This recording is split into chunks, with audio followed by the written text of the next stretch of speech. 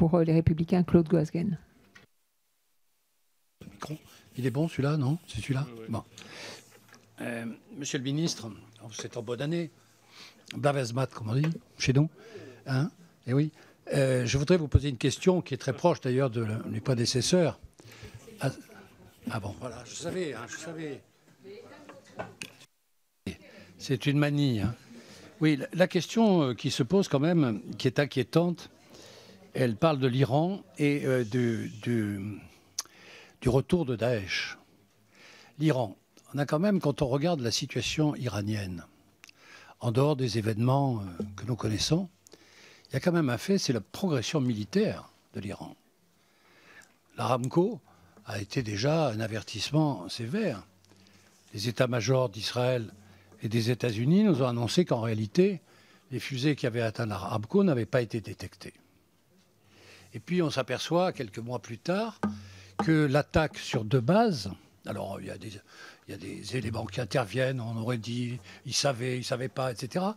Néanmoins, des attaques qui ont touché des endroits stratégiques tenus par des forces américaines et irakiennes. Je parle des ripostes. Donc ça veut dire que, du point de vue balistique, l'Iran a incontestablement progressé et atteint désormais une force de frappe dont on ne sait pas du tout, en réalité, quelle est son ampleur. Je le dis parce que, évidemment, ça complète l'inquiétude que nous avons des travaux sur le nucléaire.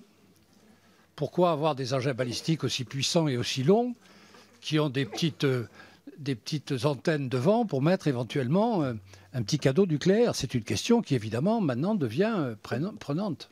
Est-ce que nous avons des certitudes? Est-ce qu'on peut se fonder sur les certitudes données par l'Agence internationale sur la non-progression de l'armement nucléaire? On dirait oui, bien sûr, mais très franchement, il y a beaucoup de gens qui en doutent.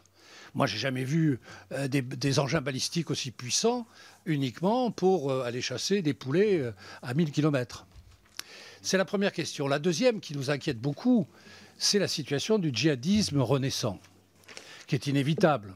À partir du moment où les chiites et les sunnites en Irak sont en train de manifester des divisions que l'absence américaine et la présence iranienne renforcée en Irak donne, il est évident que tôt ou tard, il va y avoir quelque part, de la part des sunnites, des revendications qui sont des revendications anciennes, qui vont aboutir, même si ce n'est pas la même forme, qui vont aboutir à une renaissance d'une activité sunnite qui permettra de peut-être prolonger les activités de Daesh.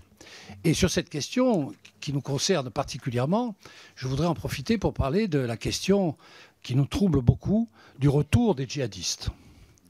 Le retour des djihadistes, j'ai vu que Mme le garde des Sceaux, pour des raisons sans doute qu'il honore, semble favorable désormais au retour des djihadistes, alors que nous avons entendu de votre part une solution qui était beaucoup plus mesurée et qui était beaucoup plus adaptée à ce que nous souhaitons, à savoir que, ma foi, là où les djihadistes sont pris, ils sont condamnés. Et vous voir éventuellement l'idée d'un tribunal, un tribunal européen ou international qui pourrait, en Irak, juger des djihadistes. Je vous renouvelle de notre part, en tant que parti républicain, vous dire que nous sommes totalement opposés à la décision de Mme Belloubet, si elle devait se permanente. Merci beaucoup, monsieur le député.